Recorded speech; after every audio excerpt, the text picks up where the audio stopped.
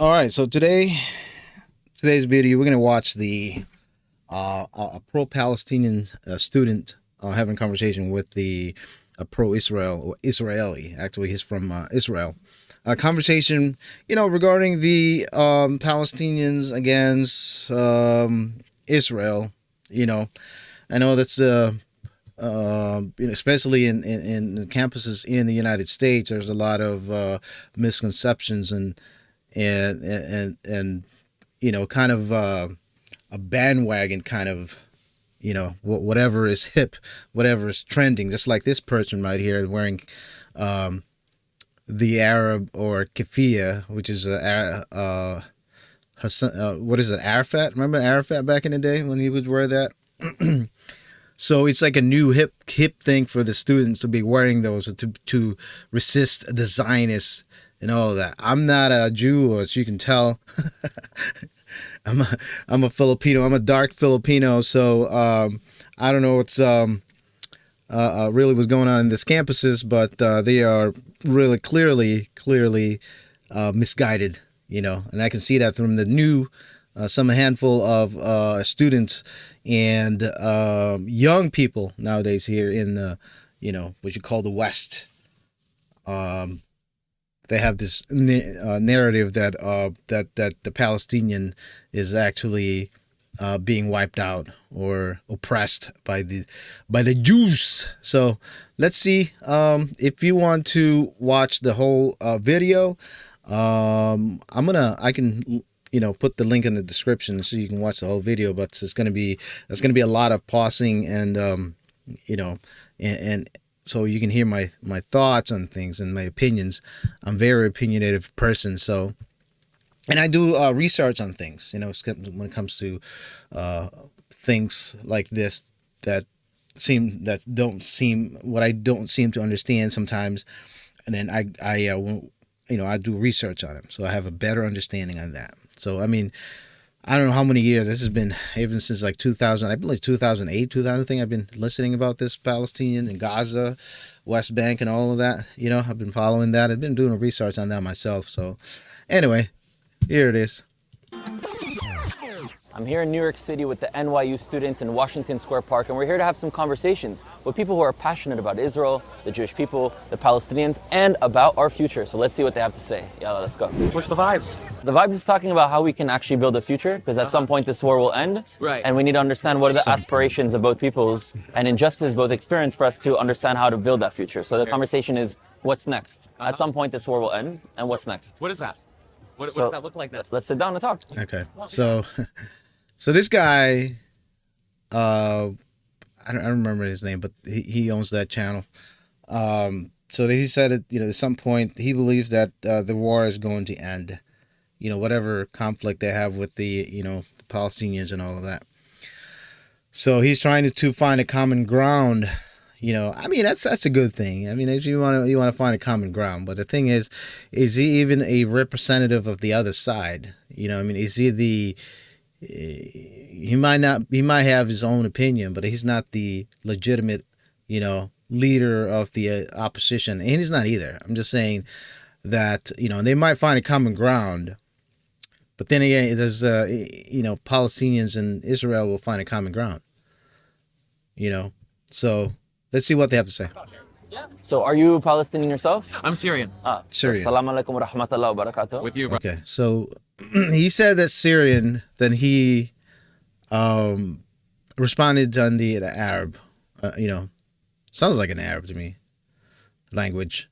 So I don't even. Do they speak Arab in Syria? Maybe. Yeah, I mean, he knows. He's Israel. You're Israeli. I live in Jerusalem. A lot of the work I do in Israel is bringing Israelis and Palestinians together, local activists, community leaders, for us to understand each other's identities, each other's histories, aspirations, suffering, which are all different for different peoples. Yeah. And I think there's not enough exposure for the Israeli side to the Palestinian narrative, to their history, to what they've gone through, and to what they seek to achieve. And I think vice versa for a lot of Palestinians to understand Correct. the Israeli side and the Jewish side. Part of what we're doing here today is to have a conversation of what can come next. And I think the only way we can really have a conversation on that is to understand what are the aspirations that both peoples have, and what are the injustices both people experience. And not to use those as competition in any way, Correct. but to break them down specifically and honestly to be able to eventually get to that reality. Yeah. So first of all, I'd love to hear from your perspective what you think those potential aspirations are. You know, I see you wearing a Palestinian keffiyeh. So maybe you can tell me about what would you see Palestinians' aspirations needing to be in that land? I don't know what would potentially be the proper and full solution, whether that becomes a two-state solution, whether that's a single-state solution in which everybody is represented equally with something that... All right, so just to let you know, the two-state solutions, it's been, the Gaza, separating Gaza and West Bank and all of that. It's not working so far. They've been there. They've had that, proposals, two-state solutions. So you can see that they had to split that, a state within the state with the West Bank and Gaza, and I can comment more on that later on. But I'm just saying that this two-state solution is not going to work. One-state solution, currently, right, is not going to work. The two-state solution is also not going to work. Hold on, I'm trying to get this. Hold on a second, guys. All right, because I'm getting caught. Anyway, go ahead and let's listen to that. That is equitable for everybody. Yeah, that's what I would say. The way I look at it as an Israeli, right? I look at it as my people will never agree that from the river to the sea that this land isn't ours. Yeah. Yeah. And then I see the same thing from the Palestinians. Correct. Well, yeah. That from the river to the sea, this land is ours. Yeah. And I look at that and I'm From the river to the sea, yeah, I see that a lot. You have to know, you have to realize and know the full context of what it means. When they saying that from the river to the sea, I don't think Israel is saying that. It's more like Palestinians, the Arabs, are saying that or Muslims, from the river to the sea. That means it's like when they say that, when they accomplish that from the river to the sea, that means there is no more Jewish people left. There's no Israel. There's no Israelis left. From the river to the sea, Palestine will be free. That means free of Jewish presence. But anyway, you can look that up. What does it mean? People somewhere argue, oh, that's not what it means. All right, dude. When you gotta really look into that, who quoted that and who and what does it really mean?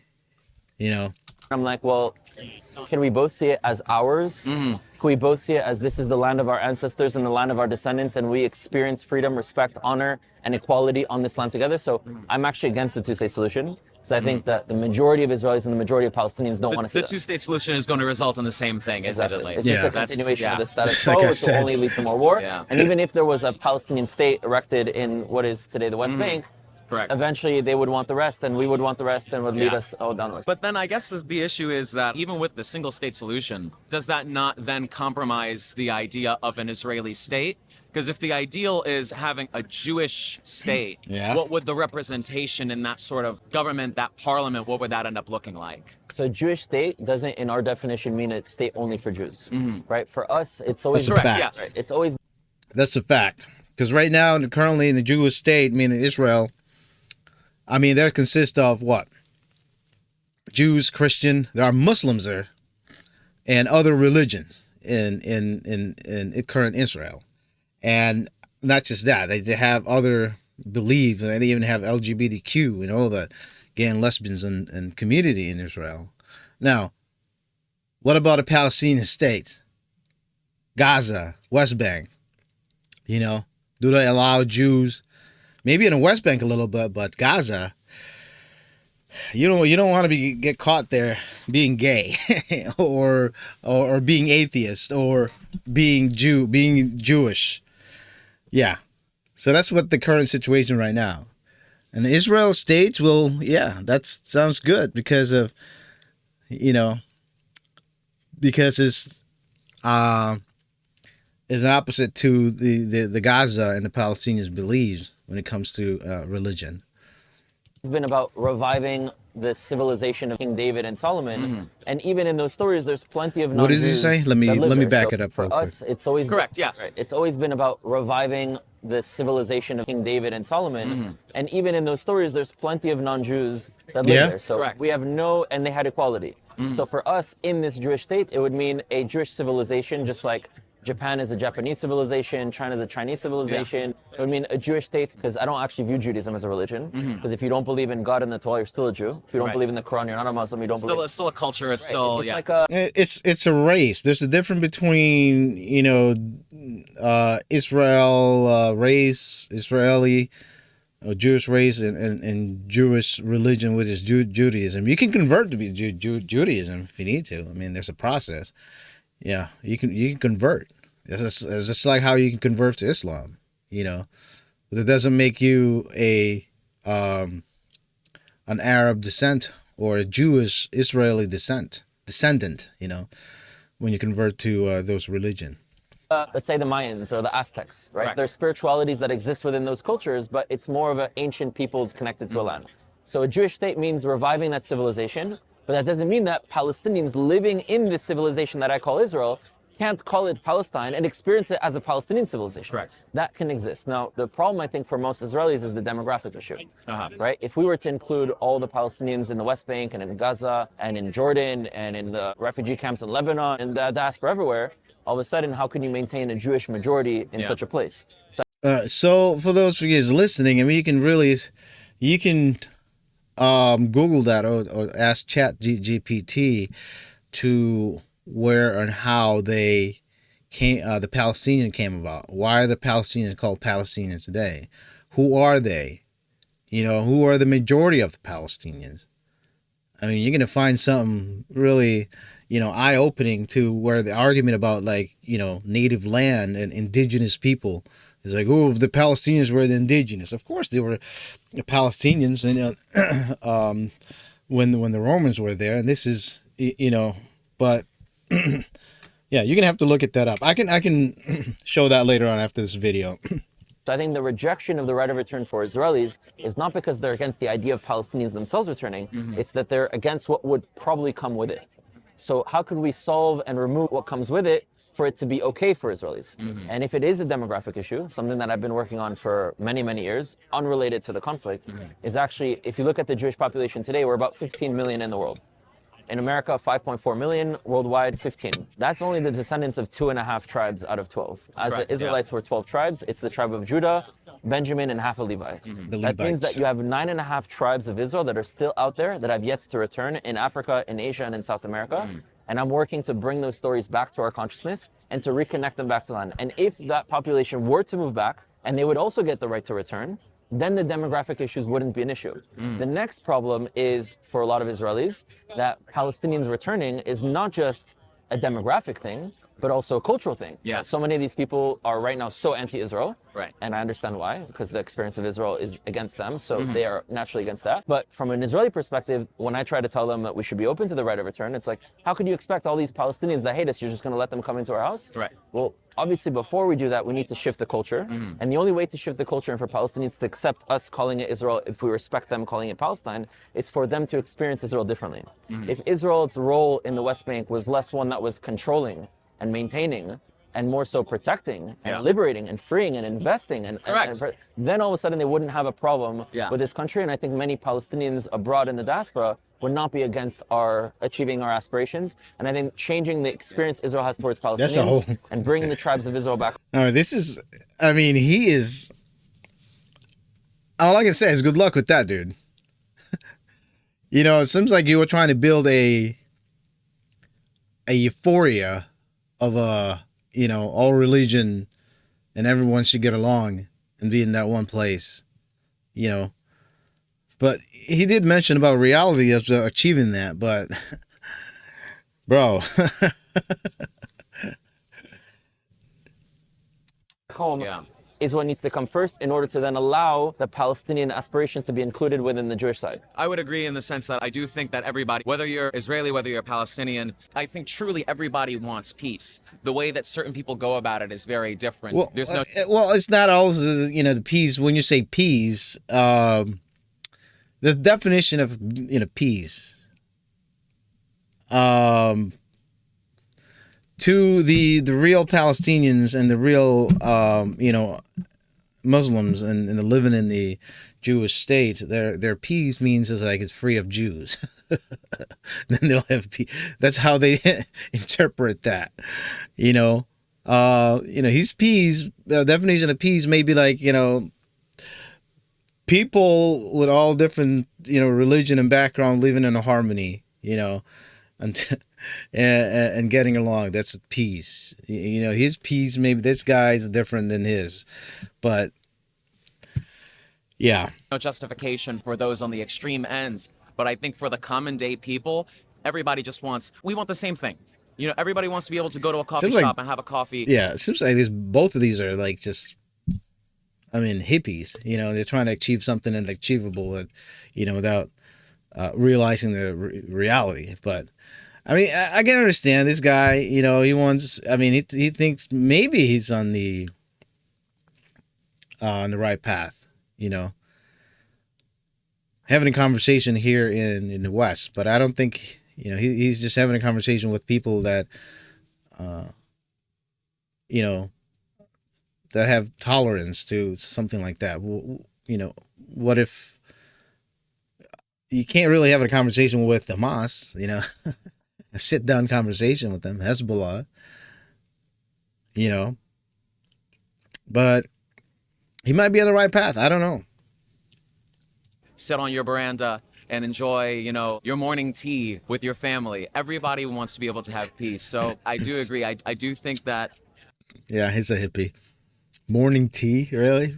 With the hair like that and keffiyeh thing, they think you're so cool wearing those. Just like how people wear the Che Guevara shirt. They're so cool. Because Johnny Depp wore them, they don't understand what is Che Guevara, the history of Che Guevara, and all of that, and people so willingly accept the communist agenda and ideology because of Che Guevara, because it's so cool. Oh man. That's the vibe. So long as they can end up establishing something that does properly represent all people, I think it would then be successful. And it's something we've never tried to. I know. It's either been Israel or Palestine. When Israel is Palestine, Palestine is Israel. It's the same thing. Or two states. Or status quo of we're just going to live with what we have right now, which is not right for anyone. Which is not going to do anything, So my only vision towards the future, because I don't see this coming from the political parties, not from Hamas, not from the PA, not from Bibi Netanyahu. No. It could only come, in my opinion, from a cultural shift from the bottom up. Correct, yeah. And from a change of mindset that many Israeli students and Jewish students here start to engage with the Palestinian narrative from a place of compassion and understanding, and not even just as like a fellow human case, as their cousins. Because many Palestinians actually descend from Jews themselves. Correct, yeah. Even between Syrians were cousins of the region. My last name is Joachim. Does that sound Arab to you? No. It's Jewish. Right.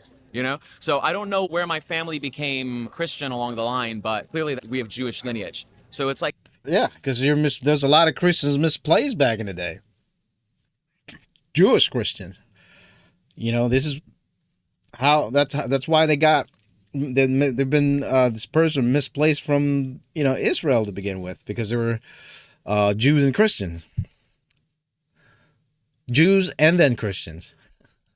Jews descended from this region. More Palestinians and Syrians and Lebanese are aware of their Jewish ancestry than Israelis are of their ancestry being Jewish. And I think if many Israelis started to hear stuff like that, they wouldn't necessarily say you need to become a Jew. You are who you are. Well, there's a lot of Jews back in the day that just they had this choice of convert or die.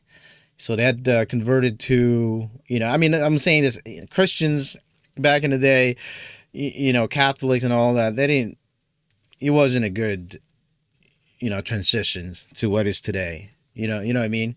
So yeah.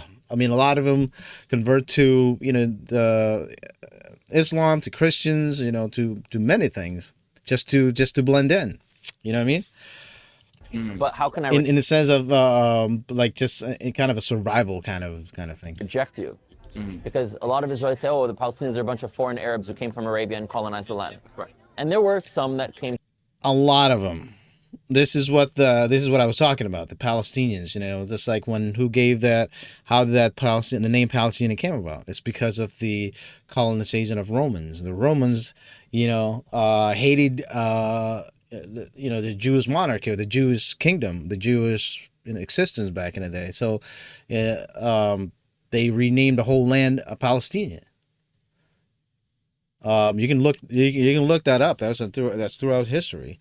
And then when the 400, 500 years later, when the Islam conquered the whole area, Arab was actually, they found, that's a fertile land to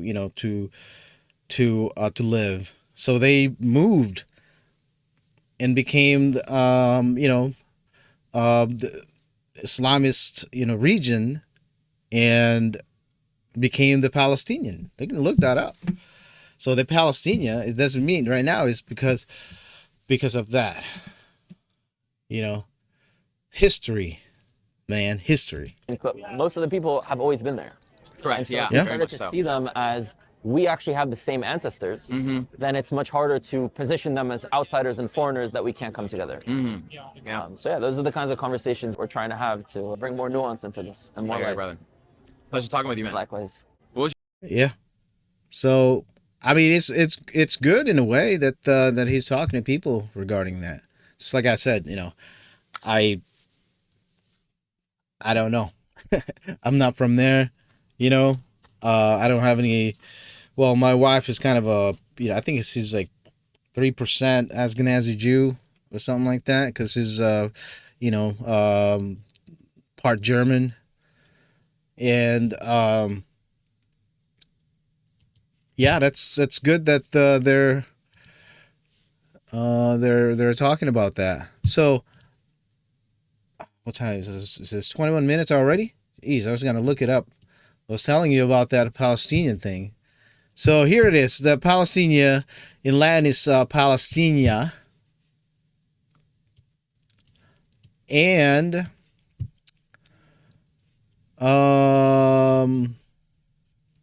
it has roots in ancient history, evolving through various cultures and languages. Here's a concise overview of the origin. Ancient origins. The term is believed that derived from Peleset, a name used in ancient Egyptian inscription from the 13th century BCE, referring to a group of people, like the Philistines, who settled along the southern coast of Canaan. The Philistines existed there. They're not the Palestinians of today. Okay? So don't get that all mixed up. The Philistines, remember that Goliath guy killed by David? He's a Philistine. It's a recording in the Bible. In the Greek usage, in the Greek record, it says historians Herodotus in the 15th century BCE used the term Palestine to describe the coastal region of the eastern Mediterranean, likely referring to the areas inhabited by the Philistines and extending to the parts of now Israel and Gaza. This marks one of the earliest uses of the term in a geographic sense. Palestine is in geographic sense, right? So in the Roman adoptions, the name gained prominence when the Romans, after crushing the Jewish Bar Kokhba revolt in 135 CE, renamed the province of Judea as Syria Palestina. See that? So that means the land of Judea, the Romans, which is the Italians, renamed it to Palestina, Syria Palestina. This was likely a punitive measure to diminish the Jewish connection to the land by associating it with the Philistines, an ancient enemy of the Israelites. The term Palestina was thus formalized in a regional designation. So they kind of, the Romans like, heck with you guys, we will name this land, we conquered it, we will name it, just to be put icing on the top, to the name of your enemy. That's how they did it. So an evolution over time, the name Palestine persisted through various times, including the Byzantine, Islamic, Crusader, Ottoman, and British people, often used to describe the geographic region rather than the specific ethnic or national group. It was not until 20th century, particularly during the British Mandate, this is when they brought back all the Jewish people, that Palestine became associated with a modern political national identity. Okay, so, like I said, the Byzantine Empire, the Islamic Empire, the Crusader, the Ottoman Empire got it again, and the British period, and the British got it again, conquered it again, and then, 1917, 1948, the British Mandate. Look that up. I'm at 25 minutes now, so I'm going to stop it at 30 minutes. So in summary, while the term's earliest roots trace back to Egyptian and Syrians' reference to the Philistines or related peoples, the Romans, particularly Emperor Hadrian, formalized Palestinian as an official name in the region in 135. The name evolved over millennia, shaped cultural, political, and historical context. So there we have it, folks. There we have it. The Palestinians today, although consist of a majority of Arabs, they came from they were Arab, they were Muslims. There was actually came during after the Byzantine, because after that the Islam became known and became a power. This is 500 years actually after the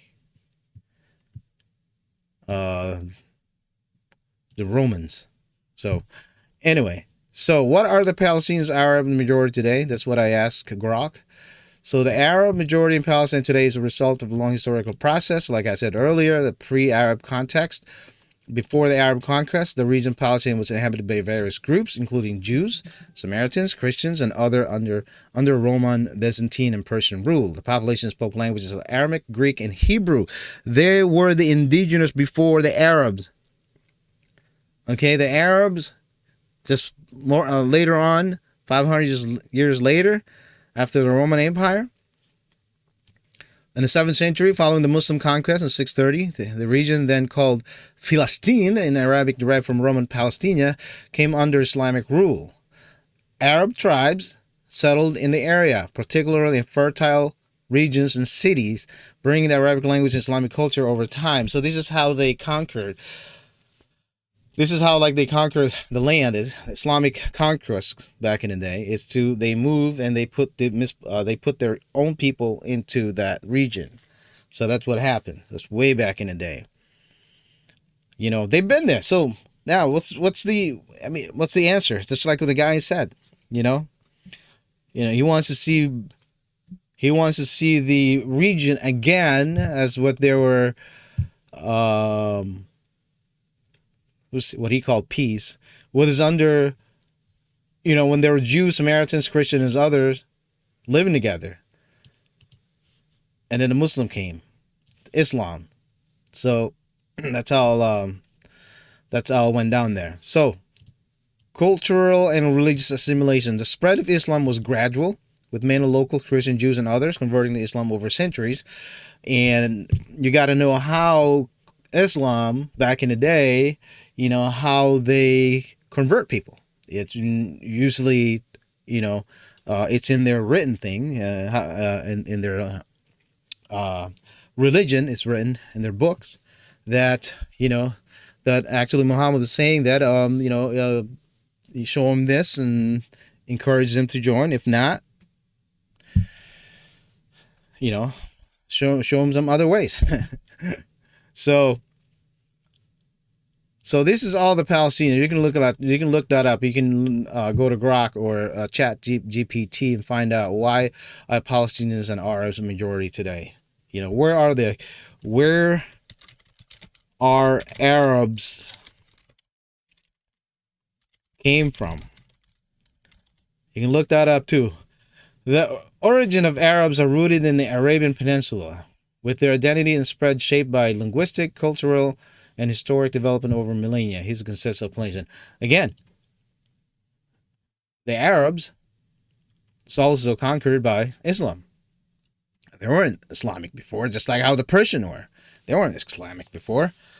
Islamic era, before Islam, the Arabian Peninsula was home to diverse tribes, some of whom identified as Arabs, such as the Quraysh, Tamud. I just noticed that. And some of the Tagalog, this is a bad word for Tagalog. Tagalog, Filipino. Filipino, it's a bad word for Filipino. The Adonite and the Cantonite tribes, these groups engage in trade, poetry, and tribal warfare. So cultural centers like Mecca and Petra facilitate interaction with neighboring empires, Byzantine, Persian, and Aksumite. So, yeah. And that's where all the Arabs came from. So, anyway, 30 minutes. All right. I hope you learned something, and I hope that you stick around. Please like, and subscribe if you haven't done so. This is me, Fernando, aka Frodo, and this channel is my rant channel. I usually rant in this channel. I don't really care how many views I get. I mean, if I get like 100 views in 1 week, I'm happy. But anyway, that's just some ways for me to let my steam out. Anyway, until next time, keep it here.